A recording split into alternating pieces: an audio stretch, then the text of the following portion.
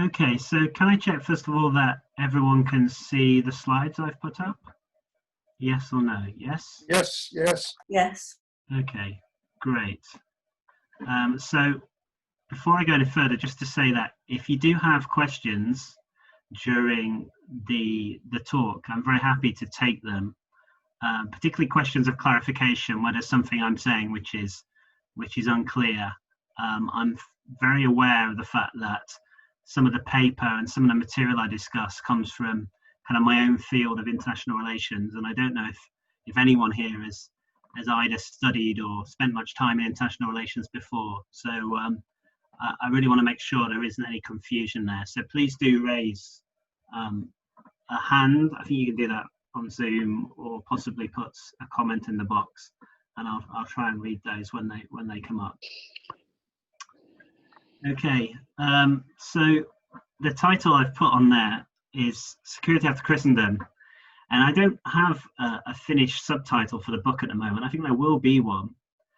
So I've put in some half-baked ideas, and that's a reasonable subtitle at the moment, because the book is actually a little less than half written. And so for me, that's great, because I can present what I have to you and get some feedback. And I hope it's good for you in that the feedback you give really will be formative for the book, because, you know, there are the fully worked out argument quite there. So that's useful. It may be less useful for you in the sense that the half of the book that has been written is the half pertaining to history, some intellectual history really of my field of international relations. Excuse me, that's my print that should have come out half an hour ago. I'll stop that. My intellectual field of international relations and the political theology that I've been reading to write the book. The latter half of the book really starts getting onto more sort of practical issues and applications of how we think about security, and how we do the security as church, in a sense of sort of theological politics, but also how we engage with the state in terms of political theology. So that latter part of the book is perhaps a bit more practical. Excuse me, I'm going to turn off that printer. No, it's not.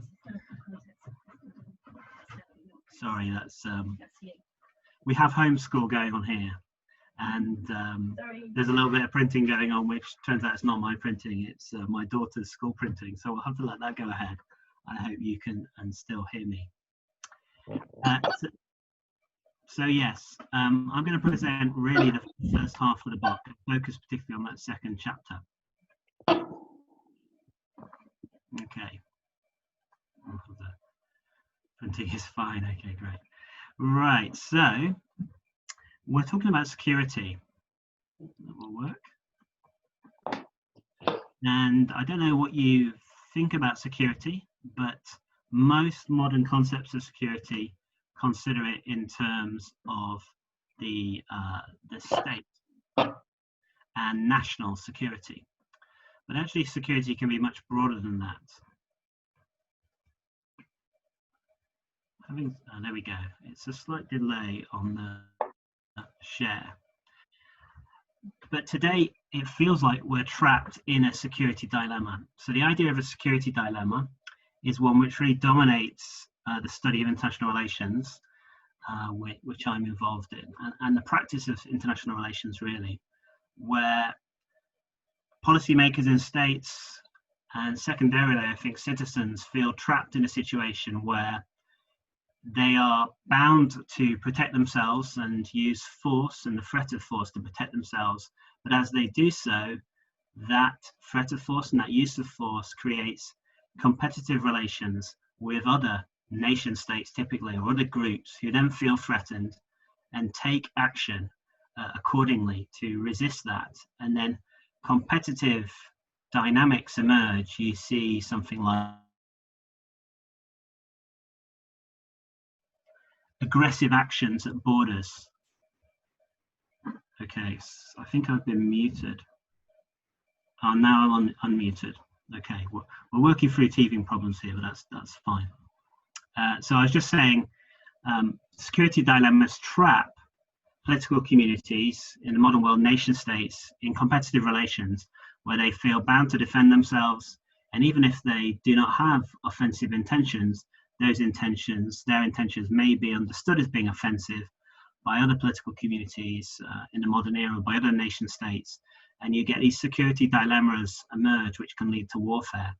Now that's the way that international relations has been taught really to generations of students. But I think in reality, the world of international relations, the world of international security is more open than that. As this quote from Arnold Wolfers says, national security can be quite ambiguous, and there's no uniform policy that should be followed. He says, instead, there are numerous reasons why states should differ widely in this respect, with some standing close to complete indifference to security or complete reliance on non-military means, others close to the pole of insistence on absolute security or of complete reliance on coercive power. Now, Wolfers was a very open-minded figure in the middle 20th century, where many others were really arguing for a hard policy of national security. But what he shared with many of these other people who were really founding this field of international relations was that he was a Christian of a kind, of various kinds. And many of these figures were, in fact, Christians. So for me, that has always been something I've been aware of in the background, but I've never really tried to bring together my understanding that international relations emerged from Christian thinkers, and the fact that there is a parallel debate going on in political theology about the rightful use of force and how political order can be sustained. So this book really seeks to address those two kind of debates. So the question it's addressing is, how may we be protected and provided, they're the two active verbs here, to live faithful lives in a world which is both simultaneously fallen and redeemed. So there's some tensions going on there in terms of how we think about our position in a world where the kingdom of God is coming but not yet brought to fruition. And it seems like in a world in which the kingdom of God is coming, is among us in part, the logic of the security dilemma, where we're bound to protect ourselves against other parts of the world in our different national communities, is one which is not sufficiently satisfying. So to get us out of that kind of problem, and it's not just an intellectual problem, it's also a very practical problem, the problem that has led to world wars in the modern era, the problem that has us bound in national communities where we think primarily, maybe overwhelmingly, of national interests. We think of America first today. And how do we get ourselves out of that practical and also intellectual problem? So for me, that means we have various purposes. My first purpose, and I'm not by any means at all first or one of the primary people acting in this area, but along with others, activists as well as scholars, I think, the attempt here is to shift the debate about politics and violence from a debate which I think is rather unsatisfactory and hits something of a dead end, and that's the debate of just war versus pacifism, to one of thinking about Christendom versus post-Christendom perspectives on security. So the problem with that debate is that it was focused exclusively on war, and war is one aspect of security, but arguably it's by no means the most important. We're living right now through a global pandemic of COVID-19. In the UK right now, more people have died from COVID-19 than have died in armed conflicts since 1945. So in terms of what puts us under existential threat, warfare is by no means the most significant security threat we face. So by considering this in terms of security, by shifting the debate from warfare security, I think to security, I think we can say much more about the political world. That means, I think, and this is what the book does really in terms of its source material, is that we need to conduct a synthesis between debates in political theology and in my field of international relations. Now, international relations is an enormous field. We at my university here, we're by no means the largest university in the UK, but we teach 1,200 undergraduates and postgraduate students in international relations. It's a hugely popular and growing field of study, and many of those that go on to be diplomats or aid workers or business people or political leaders do study international relations at some time in their life. But it seems to me that there are parallel debates going on, as I mentioned earlier, in political theology and international relations that come together. And I think by bringing these two together, one can speak to the other.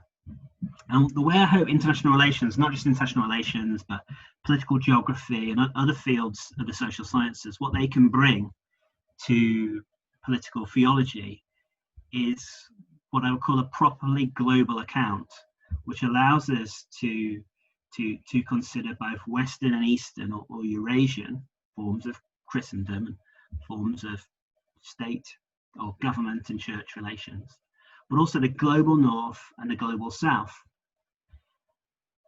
Now that's really important, I think, because it seems to me that most of the debates in political theology, certainly those that I've read, certainly when we get beyond some of the rather marginal post-colonial debates and liberation theology debates, pay very little attention to the world outside of the Western world, the world that really emanated from what we call Latin Christendom. And so that's really, really important to address those places which are at the moment largely forgotten. But the geographical aid, I think, that international relations and political geography and other fields can be to political theology is also to try and get us thinking beyond the nation state. So show the many ways in which the places of the South are connected to the places of the North and the power relations that take place there. I'll just give you an example from my current research. One of the main projects I'm working on at the moment is an anti-corruption project, which looks at the relationships between Central Asia, which is a region I've lived in and studied for many years, and mainly Western centers of power, principally London and New York, but other Western centers of power, in terms of the financial flows of money laundering. And it's the particular kind of money laundering we're interested in, and that is how elites and those who are family members of presidents and rulers in Central Asian states, how they are able to steal from their countries, in a sense, by controlling the main industries and main businesses. They're able to take an enormous share, become very often billionaires, millionaires, but how they're able to take that money out of the local currencies they have it in and put it into dollar or euro accounts. And they do that through moving it through major financial centers like London.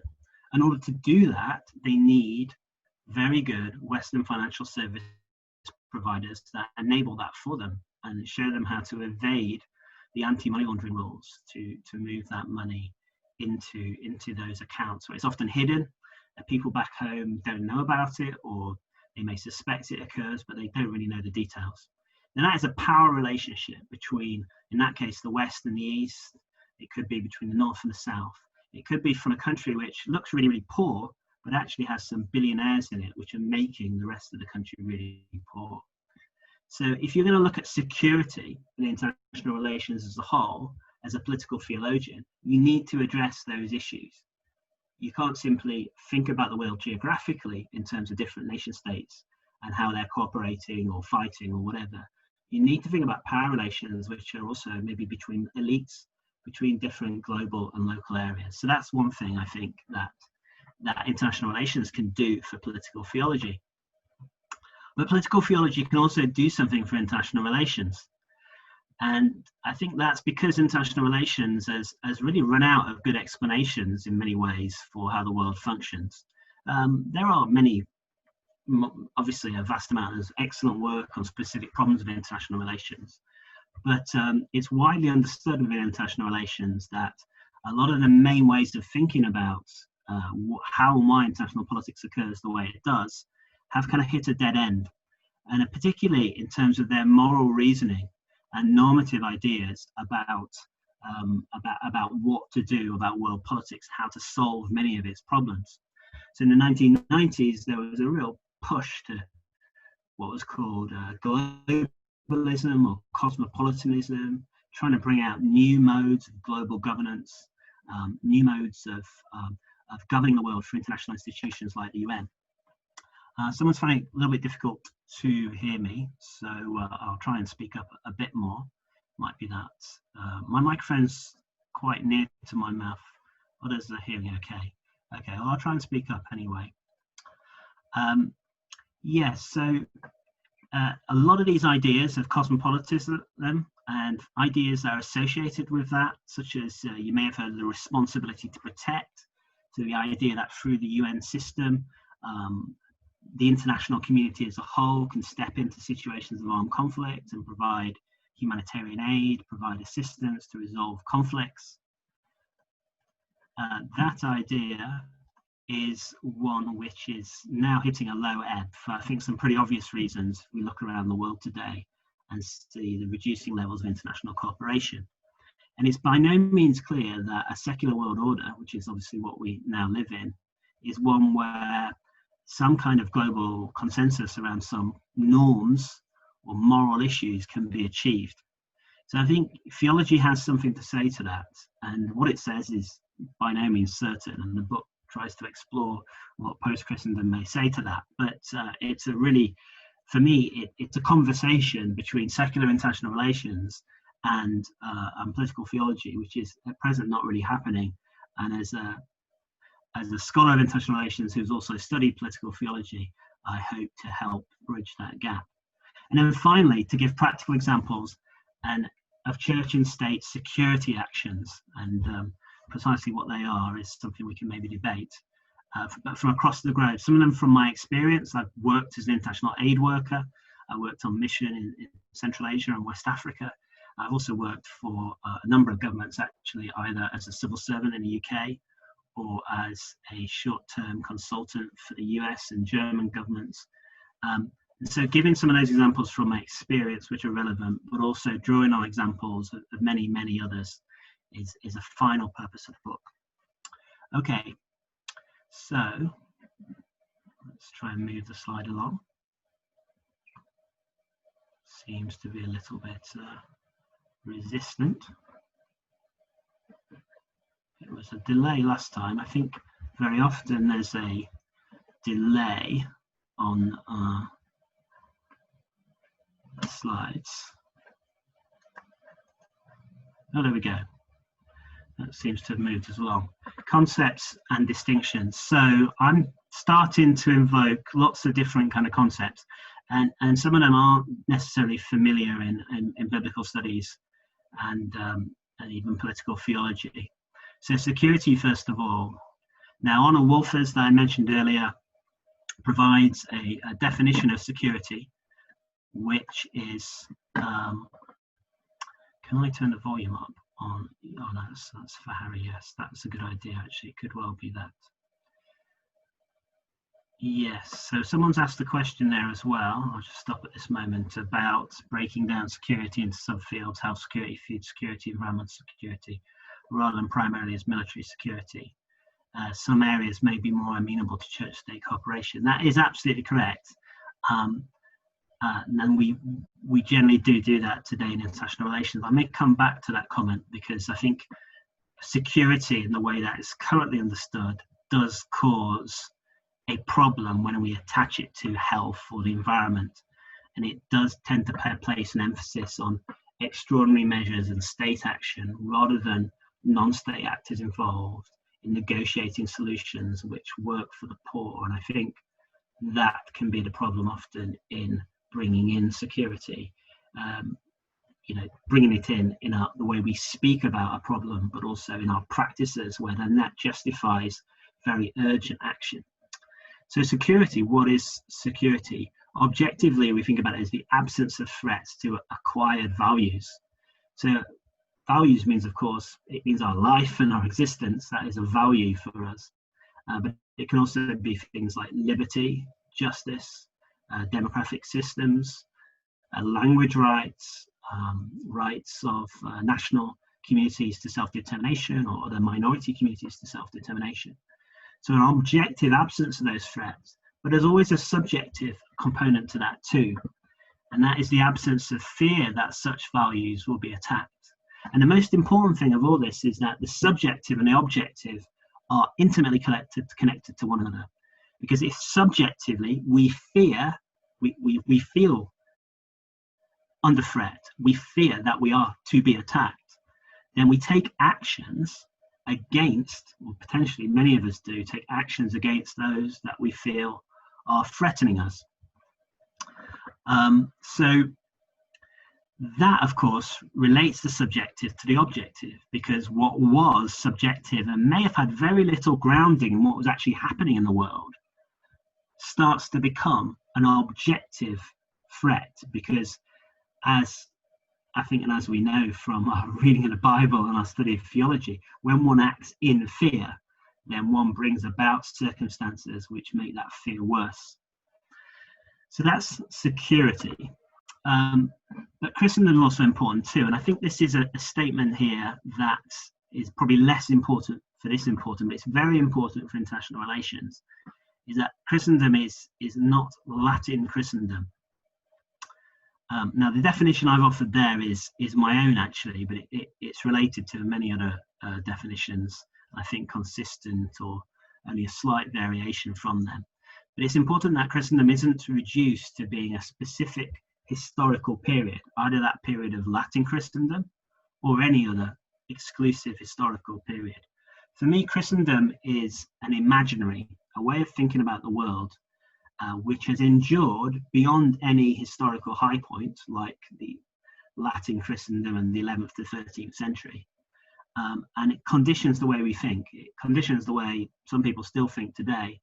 But of course, in different places and times, it's been really the dominant way of thinking about government or thinking about the church.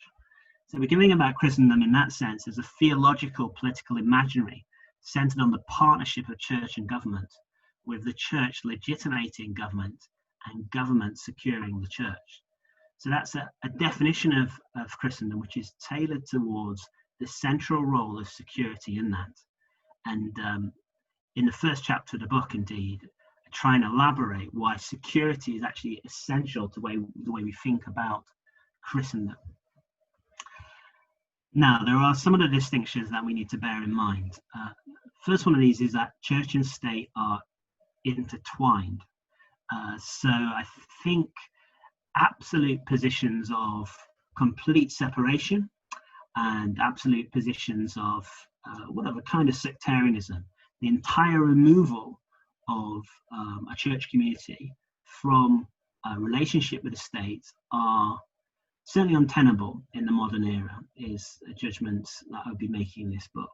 And so what we need to think about is theological politics, certainly, where the church acts politically as a community, but not without political theology, where the church also speaks to the state. Another distinction, or another important conceptual moment, is thinking about Christendom states, just as Christendom is imagined, that Christendom states are what we would call imagined security communities. So we might think of countries as kind of fixed, Britain, United States, Germany, Nigeria, wherever. But actually, as a community, as a national community, they're always imagined. We can't know everyone. We actually don't necessarily share any more in common than with people next to us as people on the other side of the world in some circumstances. And so we have to imagine ourselves as being together. So states affected by Christendom imagine themselves as being places where, as the definition goes, there was a partnership of church and government, where the church legitimized government and government secured the church. So again, that was an imagination. A third of these other distinctions is I think the point of the secular age. So for me, I find it helpful to think of the post-Christendom shift through the work of Charles Taylor and his book from a little over 10 years ago, The Second Secular Age. And it's those forces that Taylor talks about he's really focusing on a 500-year period from about 1500 to 2000, which are bringing about the conditions of post-Christendom and transforming these imagined security communities of Christendom states. So we could talk a little bit about that later in Taylor's arguments. I've almost finished reading the entire Taylor book, having just dipped into it before. It's a vast 800-page document. And then a final distinction is that, and this one could potentially be quite controversial in this context, so I'd like to hear what you think about it, that between violence and force. So violence is something which, for certainly churches within a post-Christendom community and tradition, I think churches emanating from the peace tradition, obviously, and the Anabaptist community, violence is not something we can condone. And violence indeed is very much central to the whole security problem. It's that potential for violence. Violence demands scapegoating. I've been reading with Steve Finnemore's on this call the work of René Girard recently, again going back to try and read Girard more thoroughly than I had previously from just dipping into Girard. And so violence is the problem here, and violence is what must be overcome. But in a security world where violence is possible, and we need to recognize some of the kind of 20th century thought of people like Niebuhr in this area as having sustained the point here, force seems to be necessary in reasonable actions of security. And this is where non-violence itself is potentially forceful. For those of you, and I think there are probably people here who work on non-violence much more extensively than I have done in the past, it's sometimes framed as a famous book from 20 years ago, I think, a force more powerful. So non-violence has a force. And so any concept of thinking about security after Christendom needs to think about the use of force in a non-violent way, and what does that look like? So this is, I think, ultimately where I'm trying to get to in the book, by the end of it at least.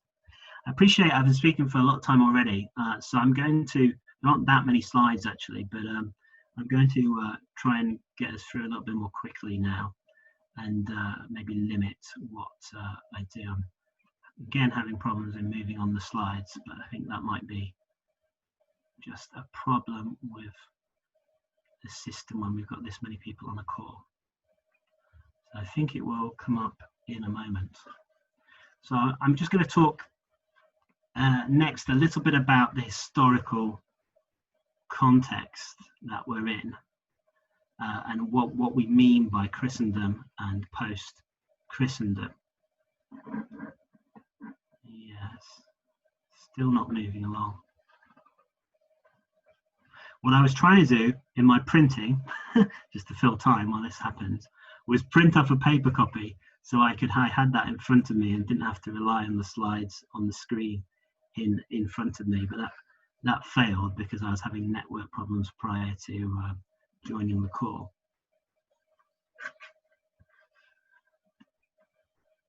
Okay, I'm not sure why it's not moving on. Oh, there we go. Finally, I think the problem actually is that the mouse is working, not the keyboard. Okay, so if we think about the historical context of Christendom, I'm just going to throw out some ideas here, and they're not themselves original. I'm drawing on certain thinkers who talk about something called a Christendom dialectic. And I think here, what I'm trying to do is break down the notion of a single Christendom and a single period. Now, those people that are working on Christendom historically, they don't think about Christendom generally as a single period, but I think in international relations, we're guilty of doing this. And some political theology also, I think, underthinks, if you like, or under-theorizes its concept of Christendom. So it seems what we often have is a Christendom dialectic, where there's a back and forth between attempt to create what I call a centered Christendom, where there's almost a unity between church and government, where they're incorporated together as almost a form of theocracy. And there are periods in Christendom's history where we see that. They're actually quite rare, I think, the achievement of that, or something close to the achievement of that, a high imaginary of that happening. And interestingly, I think that occurs first in the Eastern, what becomes the sort of Orthodox world, and Justinian's Eastern Roman Empire.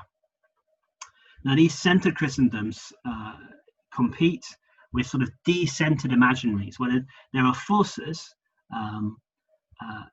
there are forces occurring, I guess, in which are sort of opposing the centered way of thinking about Christendom. So we get actors who oppose this centering of church and state, and as decentering occurs, we see that there are forms of polity emerging where this church and government really diverge. Now I've put a bunch of things there, and then examples of that there on the slide, and they don't all compare easily.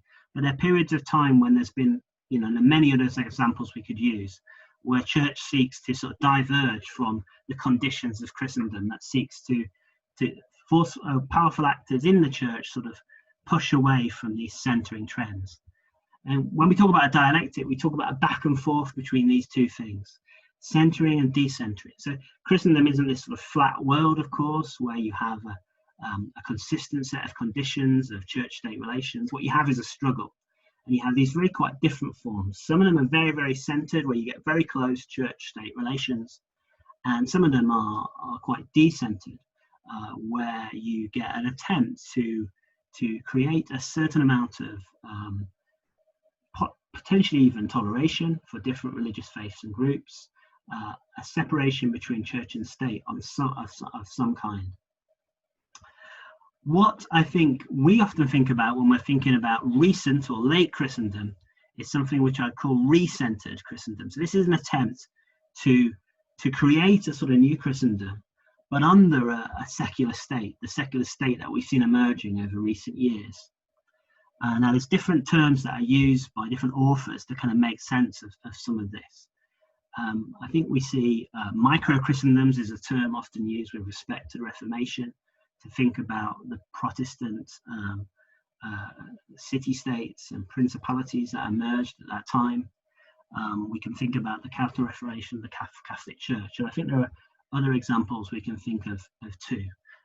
There were states like the Tsardom of Russia that retained Christendom features in the Eurasian context, whilst in the West there was this struggle of the Reformation going on. So if we think about this, then we can see that there is a struggle occurring out of which post-Christendom emerges. So post-Christendom isn't a sort of a period which follows, but it emerges out of the struggles of Christendom. I think that's the big point I'd want you to take from this slide. I think that's not necessarily controversial, but it'd be interesting to see how you respond to that. What I'm interested in, of course, is the security practices associated with this. Now, I'll just go back to the chat. Oh, there's a question there. It's quite a long one. I'm going to leave. Wow, that is a long one. I'm going to leave that one. Yeah, it's an interesting point. I'll leave that one for you to read, and we might come back to it later. Oh, well, here we go. Okay, great. So, security practices of Christendom. Now, this is quite a big slide, a big table, and I don't like sharing these things necessarily, but it gives you some sense of how we could think about practices of Christendom being different, whether we're talking about an imaginary of Christendom which is very, very centered, being one where you have no toleration of Christian dissenters outside of the particular account of what it means to be a true believer that church and state together and collectively seek to provide, versus a decentered Christendom where you may have, or you would perhaps have, more religious plurality, and potentially, at least, and I'm thinking here more about later forms that are emerging in liberal democratic societies, widespread toleration. But there are examples of that too before the modern era. In the recentered context, the toleration is often limited, but we see some toleration. And we could go through these other areas of what I consider to be the security practice of Christendom and contrast them in this way too, with respect to the treatment of minorities outside of the Christian world. And they're not always these things necessarily exactly what we'd expect, but there are some things here I think which would be familiar to us. So the way non-Christian minorities are treated within Christendom, and within the high Christendom, particularly in the Latin Christendom, we saw sort of forced segregation and what we might call othering. Whereas in a world today of, well, the world that's emerging as sort of more under decentered Christendom, we can see sort of multi-faith forms emerging. And other examples there are given about war and the relationship of the church to war, whereas under centered Christendom, one can see joint actions, in a sense, between church and government, where religion is often part of the rationale for war itself. Whereas we're under decentered dynamics and imaginaries where churches are seeking to distinguish themselves from the state, there's this critical role. But by taking the critical stance, the church, of course, in a way, takes itself out of power and appears to lack the power to restrain government, which those who favour a more centred approach to Christendom claim to have. In terms of things like conquest, we can see how Christendom, a centred sense of Christendom, often justified the conquest of pagan lands related to things such as the Crusades, whereas we see something quite different in a decentered Christendom. And then we can talk about that in terms of cooperation over trade as well, and then wider international relations that occurred. So there's quite a lot there, and in the interest of time, I'm going to move on. But it's the beginnings of thinking historically about how security may have looked differently in these different types of Christendom over this period of time, through to today, when we start seeing post-Christendom emerge out of what might be called decentered Christendom. There's a bit of terminology there, but I hope that's clear enough. Okay, so the chapter I gave you, and I'll stop shortly after this because we've been going about 40 minutes now, I think, already, is that of the intellectual context of late Christendom. So this is this purpose and objective that I talked about trying to synthesize and bring together these two fields of political theology and international relations. So this is where, in this kind of way of thinking, the political relies on the moral order of the church for order itself to come about. And the state, we are told, must use limited force to defend that order. So these are quite strong voices in both political theology and international relations, strong intellectual currents that have brought this about. So the chapter spends quite a bit of time talking about the work of Oliver O'Donovan, as I think one of the most intellectually sophisticated accounts of late Christendom, and for really continuing a sort of a set of artifacts of Christendom, I suppose. I wouldn't call it a neo-Christendom, but to retain elements of that model of church-state relations in a sort of sense of a Christian democracy, I guess. And that's quite a sophisticated account. But it's an account with problems. And the problems for me are ones which I approach as a scholar of international relations, being those of what we would call it scope conditions. So this is an account which, within the realm of Western liberal democracies, has something to say. But most of the Christian world doesn't live in Western liberal democracies. And I think it's quite important that the accounts we write are ones that are at least very, very well aware and speaking to people who aren't in those conditions. It's also a very state-centric account because it really thinks about politics primarily in terms of state government, when today, and actually arguably throughout history, a great deal of politics has occurred outside of government. It's occurred through social movements, protest movements, in business. It's occurred through celebrated figures. Today they are prominent, but even in times past, figures like that who acquire authority and speak to big moral and political questions are engaging in politics. And a lot of this kind of writing is very much focused, I think, on the state, and it's limited in that way. And what it seems to do, and this is the connection that I wish to make here, is between just war theory and the Christendom out of which it comes, which is, I think, extremely myopic about war. Nigel Biggar's recent In Defense of War book has actually received a lot of both intense criticism and strong support from those who share his political theological views. But for me, within its premises, it's extremely myopic about the nature of war. The cases he chooses are things like the Iraq War, the Kosovo conflict, They're questions of Western intervention in foreign states, which are prominent often in our minds, but the vast majority of warfare, included in places where there are many Christians and that are affected by Christendom, in the post-Soviet world, in post-colonial Africa, are not taking place under these conditions. And we need to be able to speak to those conditions as well. So there's some real big limits in terms of this as an account of security. In international relations, I think there's a parallel story. So what's called political realism in international relations is something which emerges, as I mentioned earlier, mainly from Christian thinkers. It's often called Christian realism. I talk about that in a chapter in the different denominational and to some extent theological perspectives of these different thinkers. And it's really quite pronounced that that's the case. There are many prominent secular thinkers in this era, in the mid-20th century when it's arising, those that have no confessional allegiance, but it's not they primarily that are building the field of international relations, it is these Christian realists. And their key idea is that of one which is shared by people like Reinhold Niebuhr, and particularly the man who was known as the father of international relations, Hans Morgenthau, was this idea of the balance of power. Now, when we think about the balance of power, today people, if they think about balance of power at all, they think about a balance of material power. You know, do we have as many guns and bombs as they do? Is our economy as strong? And that's how powers are kind of balanced in international relations. But that understanding of the balance of power is a very limited one. And it's certainly not the one that arose in this kind of original thinking about the balance of power. The balance of power for these Christian realists was a product of providence, of God's role and intentionality in the world, and also the God-given wisdom, as they saw it, of Christian statesmen to manage this balance of power.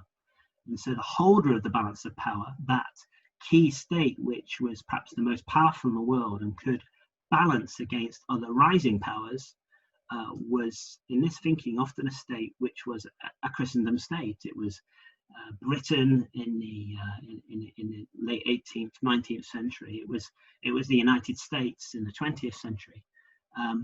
And they saw that as Christian statesmen acting with wisdom to secure the balance of power. And conversely, therefore, if you lose those Christendom conditions for these kinds of Christian realist thinkers, and you get a kind of absolute secularization of the political world, this potentially leads to the collapse of the international order, because the balance of power cannot be maintained without these Christendom conditions. Now, I don't think that is a terribly convincing account of the whole of international relations, but it is a quite important one. It raises other questions. Okay, so as I say, I'll finish probably by 3 o'clock, but I just want to say a little bit more about the remainder of the book now. So where we get to in the next chapter then is having to deal with two circumstances, those of secularization, that are bringing about this decline of what the Christian realists saw as international security with its balance of power, and securitization, where security issues in this complex world where states actually were becoming more secular, but also having their power challenged, where security issues were being constructed by states and other authoritative actors in new ways. So we've got two things going on, and that I try and explain in chapter 3. One is the nature of secularization and how that relates to security, and how it kind of positions the secular state, which is emerging really out of a Christendom context and then being spread globally via empire. But this secular security state increasingly seeks to supplant the role of God as our savior and our last resort. It speaks increasingly in the language of being the ultimate guarantor and arbiter of our security in ways which in a Christendom era would have perhaps looked quite odd. That's quite important, this relationship between secularization and the rise of the state as the principal security provider. But this has also been linked to, as I said, securitization, which we can see as the process by which political elites justify using extraordinary measures over political liberties to counter threats. So today, when we, in the previous, one of the previous comments talked about things like health security or environmental security, one of the actions of politics is to say, this thing threatens us and we need to take extraordinary action against it. So the traditional area of national security may have been about armed groups or foreign states who may threaten us. But we know now, and I think, well, perhaps we always knew, that the realm of things that can threaten, that can harm human life is much, much greater. And so when we think about COVID-19, or we think about extraordinary financial instability in the world, or we think about climate change and its effects, in order to have effective political action against that, we need to securitize that issue. This is certainly the logic of modern secular politics, to present it as an existential threat to us, which needs extraordinary measures, which may restrict political liberties. Now, whether or not that's a good thing is subject to an enormous amount of normative debate in international relations, and I think also in slightly different terms in political theology. But that is, I think, the process by which things are becoming security issues.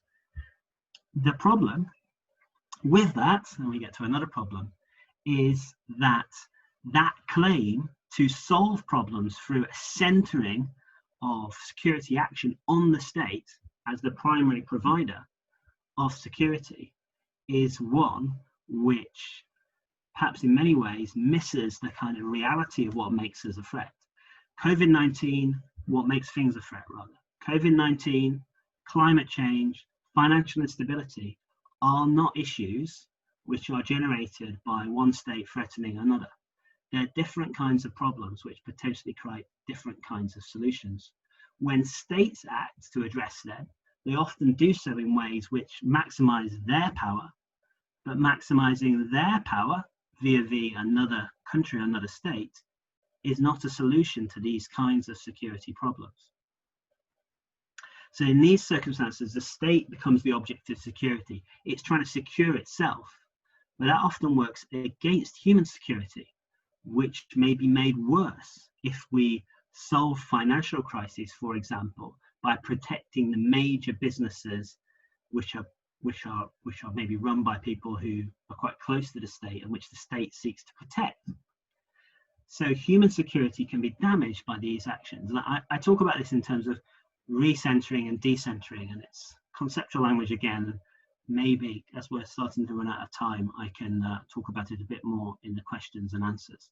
But the state seeks to recenter power, but the reality is these decentering dynamics, which we talked about in the realm of Christendom, where individuals and groups, potentially churches themselves, seek to distance themselves from political power, seek to operate politically and economically apart from the state, are ones which make these security problems which are certainly irresolvable by state action.